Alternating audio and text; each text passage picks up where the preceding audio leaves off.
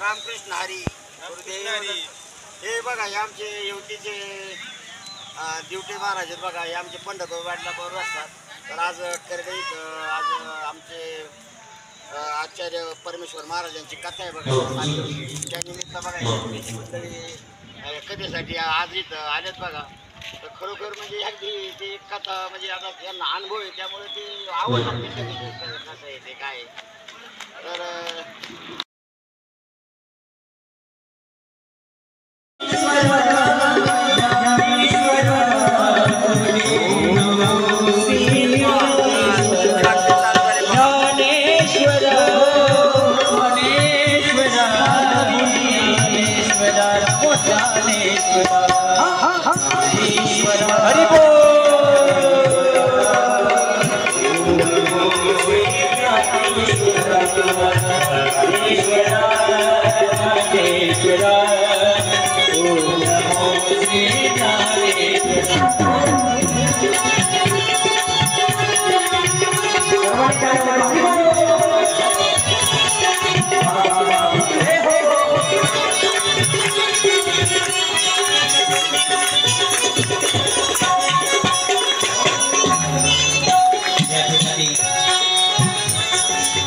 नाथ महाराज आहे, ज्ञानेश्वर महाराज आहे, सोपान काका आहे, सोपान काका आहे.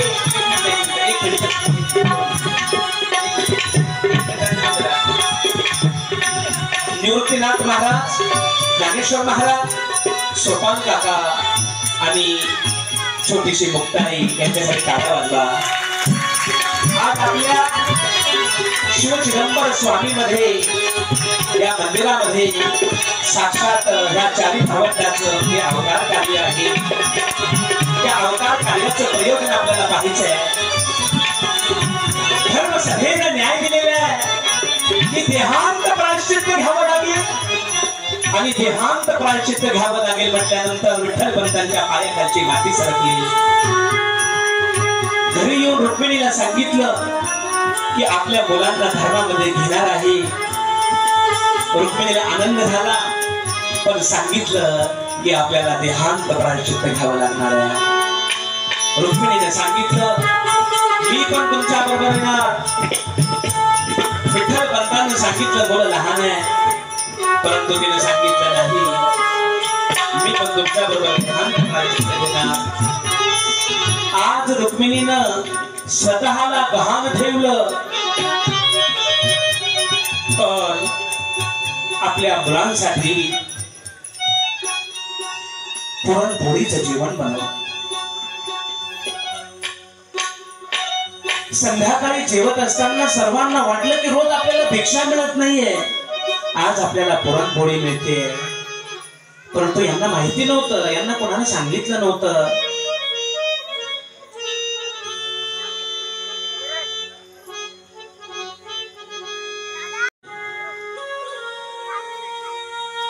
आई स्तब्ध झाली.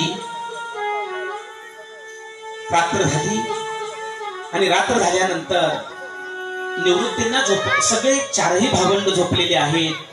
या ठिकाणी मुक्ताई झोपलेली आहे. रात्र झाल्यानंतर आणि रात्र झालेली आहे आणि रात्र झाल्यानंतर या ठिकाणी भावंड झोपलेले आहेत आणि नियती बघा. विठ्ठलपंत तर वैराग्यवान होतेच लक्षात ठेवा. परंतु त्या ठिकाणी मुलांना कोणाला काही सांगितलं नव्हतं. लक्षात घ्या, मुलांना काही सांगितलं नाही आणि चारही भावंड झोपलेली आहेत. विठ्ठलपंतांना झोप कशी येणार लक्षात ठेवा. विठ्ठलपंतांना झोप येत नाही लक्षात घ्या आणि विठ्ठलपंतांना झोप येत नसल्यामुळे वैराग्यवान हो विरक्त माणसाला हे जगत गवतासारखं असतं. गवतासारखं विरक्त व्यक्तीला रुक्मिणीनं सर्वांना झोपवलेलं आहे. रुक्मिणी आई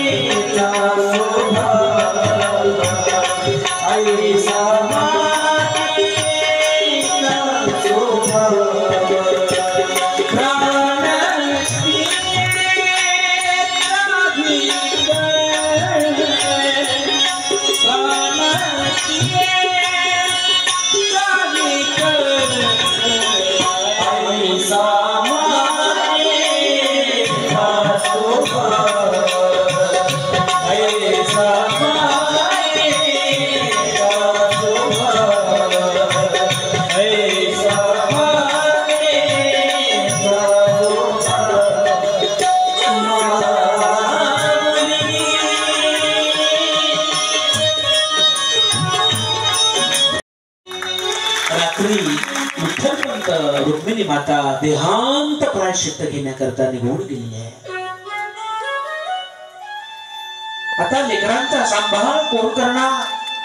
हो, आणि सकाळ झाली आणि सकाळ झाल्यानंतर पहाट झाली, सकाळ झाली. लक्षात ठेवा, ज्ञानदादा उठलेले आहे, सोपान काका उठलेले आहे आणि छोटीशी मुक्ताई उठलेली आहे. सर्वजण उठतात. आता निवृत्तीनाथांना कुठे झोप आहे? लक्षात ठेवा, एवढी जबाबदारी आई वडिलांना दिली. खरंच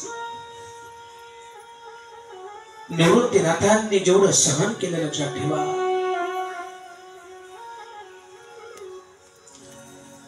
शास्त्रामध्ये असं सांगितलं गेलं. लक्षात ठेवा, म्हणून तुम्हाला सर्वांना हात जोडून विनंती आहे की आपल्या वाट्याला एखाद्या वेळेस जर दुःख आलं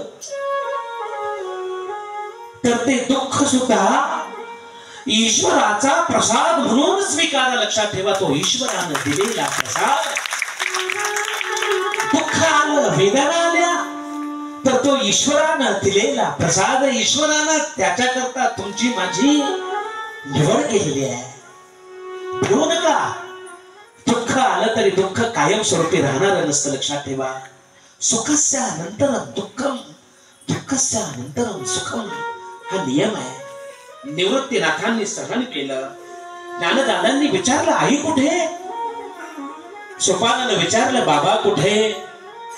मुक्ताई रडू लागली. मुक्ता आणि निवृत्तीनाथांना विचारलं की दादा आई कुठे, बाबा कुठे? निवृत्तीनाथांनी जड अंतःकरणानं सांगितलं की आता आपली माता पिता पंढरपूरला विठ्ठल आमोदचा पिता, रुक्मिणी आमोदची माता. आता आपला पिता म्हणजे विठ्ठलच आहे आणि आपली माता म्हणजे रुक्माईच आहे. आपण दरवर्षी पंढरपूरला जाऊया. तोच काय आहे? आपले माता पिता आहे. आणि जड अंतःकरणानं सांगितलं. आणि आता यांचे जे लाड आहे, हे लाड आता उद्यापासून जे दुःख आहे, उद्यापासून जी दिव्य अशी कथा आहे, आदिशक्ती मुक्ताईचं पात्र बनलं. बघा, पात्र पण असे बनले. लक्षात ठेवा, आणि जे विठ्ठल पंत आणि रुक्मिणी मातेचं पात्र बनलं, त्या सर्वांसाठी एकदा टाळ्या वाजवा. लक्षात ठेवा, हे पात्र बनण्याकरता सुद्धा भाग्य लागतं. असं भाग्य काही सहसा निर्माण होत नाही. लक्षात ठेवा, आणि हे भाग्य सर्वांना या ठिकाणी हे लाभलेलं आहे. आणि हे सर्व आपल्या दादा, आपले असणारे देशमुख दादा यांची या ठिकाणी पुण्याई आहे. लक्षात ठेवा, यांनी उदार अंतःकरणानं ह्या भव्य आणि दिव्य अशा कैवल्याचा पुतळा प्रगटला भूतळा, चैतन्याचा जिव्हाळा ज्ञानोबा माझा, ह्या कार्यक्रमाचं आयोजन केलं. या ठिकाणी आमचे तबला वादक काय तबला वाजवतात, राधाकृष्ण महाराज खामकर, आमचे असणारे आदिनाथ महाराज आणि आमचे असणारे मदन महाराज. आणि आज आपल्याला अजून सहकार्य लाभलं हार्मोनियम वादक आपले नलगे महाराज, यांच्यासाठी टाळ्या वाजवा. लक्षात ठेवा, वा नलगे महाराज, फार सुंदर तुम्ही हार्मोनियम वाजवले, तुम्हाला मनापासून धन्यवाद देतो. लक्षात ठेवा, अतिशय सुंदर सेवा आहे. आणि म्हणून या ठिकाणी सर्वांना या ठिकाणी मनापासून धन्यवाद देतो. या ठिकाणी साऊंड सिस्टीमसाठी ठिकाणी आज आमच्यावर नितांत प्रेम करणारे या ठिकाणी समस्त ग्रामस्थ येवती, आमचे सुनील देवटे असतील, आमचे दादा आढावा असतील, आमचा गायकवाड परिवार असेल. एक 2-3 महिन्यापूर्वी त्या गायकवाड परिवारानं त्या ठिकाणी आमच्या कथेचं आयोजन केलेलं होतं. आणि एवढं भव्य आणि दिव्य असं आयोजन होतं दादा, की पूर्ण पंचक्रोशीमध्ये सुंदर अशी कथा होती. लक्षात घ्या. आणि त्यांना परत एक कथा ठेवायची होती. ते पाहायला आले. ते माणसं हुशार आहेत, जरा पाहायला येतात की महाराज चांगली कथा करतात की नाही. आणि आता पुन्हा नवरात्रामध्ये आयोजन आहे, पण त्यांना वाटलं पाहून यावं की कथा कसं काय चालली. म्हणून हे सर्वजण या समस्त भक्त मंडळी, समस्त मातृवर्ग, पितृवर्ग या ठिकाणी, समस्त आमचे गुरुजन या ठिकाणी, ओ प्रभू तुम्ही महेशांची मूर्ती आणि मी दुबळा अर्चित असे भक्ती, मनोनी बोल जरी गंगावती तरी स्वीकार आहे. या ठिकाणी आमच्यावर नितांत प्रेम करणारे आमचे परांडे सर दादा, ह्या परांडे सरांनी आमच्या 2 कथा ठेवल्या लक्षात ठेवा आणि वैयक्तिक कथा लक्षात ठेवा. वैयक्तिक 2 कथा यांनी एक त्यांच्या मुलीच्या जन्माच्या निमित्तानं कथा ठेवली. मुलगी जन्माला आली म्हणून कथा ठेवली आणि कथेचा आनंद आमच्या सरांना मिळाला नाही. त्यामुळे मी सरांना सुद्धा मनापासून धन्यवाद देतो. सर तुम्ही फार सुंदर या ठिकाणी नियोजन केलं आणि या ठिकाणी भव्य आणि दिव्य अशा कथेचं आयोजन केलं. लक्षात घ्या आमच्या वेदांत आलेले आहे, सर्व घरातील माणसं आलेली आहेत, त्यांना मी मनापासून धन्यवाद देतो. या ठिकाणी सर्वांना मी मनापासून हृदयापासून या ठिकाणी धन्यवाद देतो. या ठिकाणी आज ज्यांचं अन्नदान आहे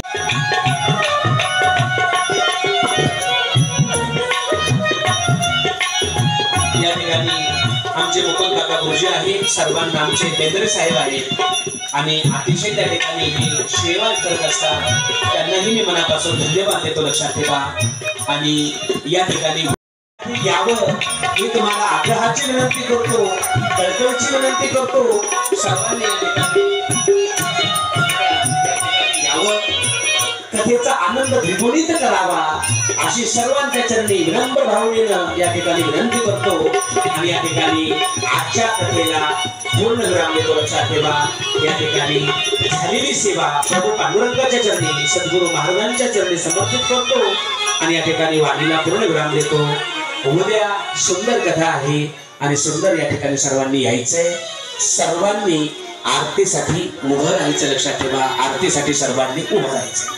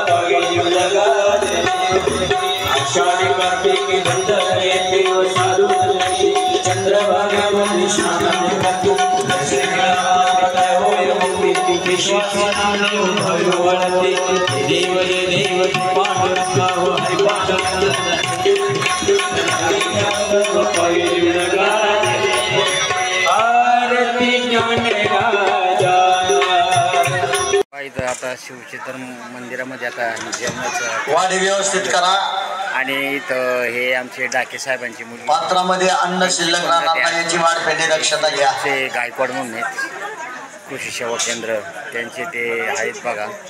तर त्यांच्या आज पंगत आहे बघा या मंदिरामध्ये. तर त्यांची आज बऱ्याच 40 वर्षांनी आज त्यांची भेट झाली.